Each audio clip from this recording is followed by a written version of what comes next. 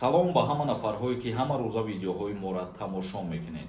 Як информатсияи нав барои шумо пешкаш мекунем ва баъдан ба саволҳо ҷавоб мегардонем.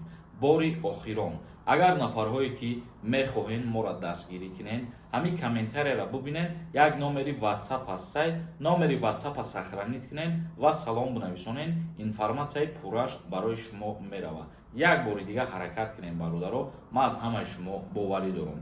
Мавзӯи асосии имрӯзаи мо: волидайни хонандагони дарсгурезро минбаъд ҷарима мекунанд. Қарори нав, яъне ки дар ҷумҳурии Тоҷикистон мактабхонҳое ки аз иҷа пас мисол дарсгурезӣ мекунанд, нисбати падару модаршон протокол тартиб метиҳанд ва ҷаримашон таъин мекунанд.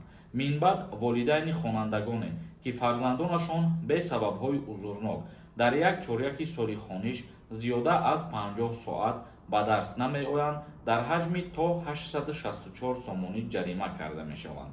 Ин ҷазо дар тағйироте ки ба наздикӣ дар кодекси ҳуқуқвайронкунии маъмурӣ ворид шуд таъин гардидааст. Дар кодекси ҳуқуқвайронкунии маъмурӣ ворид шудагӣ ҳастаи ин тағйирот нафарҳое ки мисол мегирем дар чоряки якум ҳамин 50 соат зиёд агар ки ба дарс ҳозир нашуданд, аллакай нисбати падару модаршон ҷаримаи маъмурӣ тартиб метиҳанд ба андозаи 864 сомонӣ.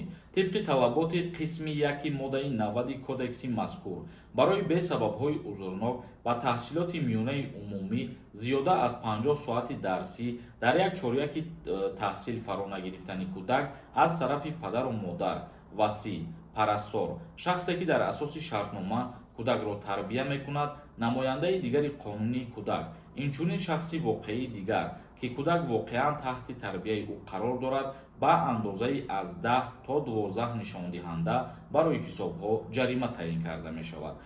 Танҳо падару модара дар инҷа гуфта шудагӣ нестай. Мисол фарзандое ҳастанд ки дар тарбияи тавоёшон ҳастанд, ё фарзандое ҳастанд ки дар тарбияҳои мисол амаву бибишон ҳастанд. ҳар як фарзанде ки дар тарбияи кадоме мебошад, мисол бо тариқи қонунӣ, баъдан дар ҳолати содир намудани чунин кирдор нисбати ӯ нафар протоколи маъмурӣ тартиб метиҳанд. гуфта мешавад ки аз 10 то 12 нишондиҳанда ҷаримаш мебошад. Як нишондиҳанда айни ҳол дар ҷумҳурии Тоҷикистон баробар ба 72 сомон мебошад. Ва дар инҷа гуфта шудагӣ ҳастае ки агар бесабабҳои узурнок бошад, мисол нафарҳое ки ягон сабаб қатъи ба дарс ҳозир намешаванд, и ба ӯ касо тааллуқ надорад. хоб тамошобинони азиз ва гиромиқадр, акнун комментарияҳои шуморо хонда ба саволҳо ҷавоб мегардонем. Бо диққат бошед.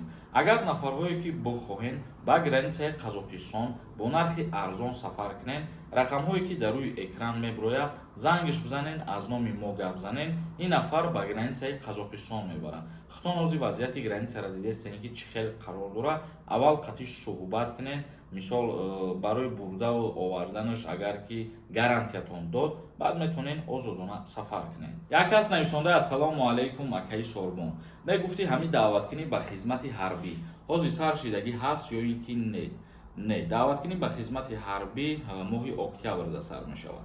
Як каси дигар нависонда: салом акаи Сорбон, патенти Екатеринбург дар Москва ба кор меравад, чӣ бояд кард?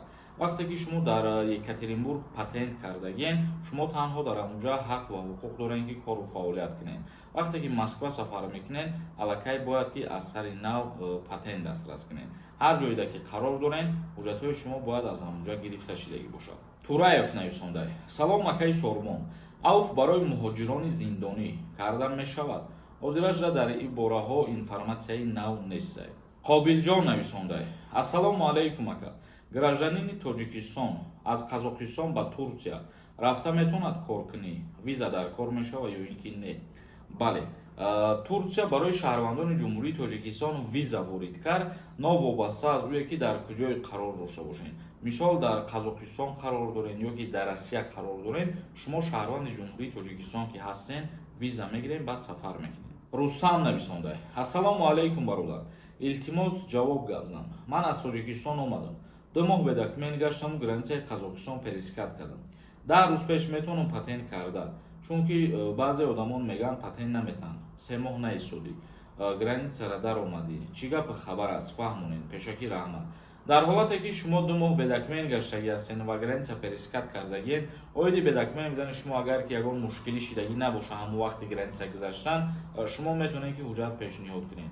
дар ҳолате ки мисол ҳуҷҷат пешниҳод карда бошем ва ҳуҷҷатҳои шуморо қабул накарда бошанд, бале дар ин ҳолат қабул намекунанд, то муддати 1 сола шумо патент гирифта наметавонед. Фарҳод нависонда: дар душанбе экзамен гузашта мешавад барои патент. ҳозираш дар душанбе намешавад. дар Федератсияи Русия дар ҳар як шаҳраш донишгоҳҳои махсусан муайян кардагӣ ҳастанд. ҳамонҷода барои сертификат гирифтан мақсад шумо мерен меспоред имтиҳонтона. Як кас нависонда: ассалому алайкум, граница нарафта, дуюмбора патент карда мешавад? Ҳатман ҷавоб деҳ. Вақте ки агар шумо трудовой договор дошта бошед, дар ҳолате ки шартномаи меҳнатӣ бошад, бале бе граница рафтан мешавад. трудовой договор ки набошад, мутаассифона намешавад. Як кас нависонда: ассалому алайкум акаи Сорбон, номам Суҳроб, ман официални трудовой дорам. Тоҷикистон равон патент аннулировать намешавад. вақте ки шумо официални кору фаъолият мекунед ва меоем ба ҷумҳурии Тоҷикистон, боз вақти бозгашт ба Федератсияи Русия озодона метавонед ки сафар кунед. хоб тамошобинони азиз ва гиромии қадр, мавзӯи имрӯза ҷамъбаст мекунем. То видеоҳои дигар, худованд ҳамаи мо шуморо нигаҳбон бошад.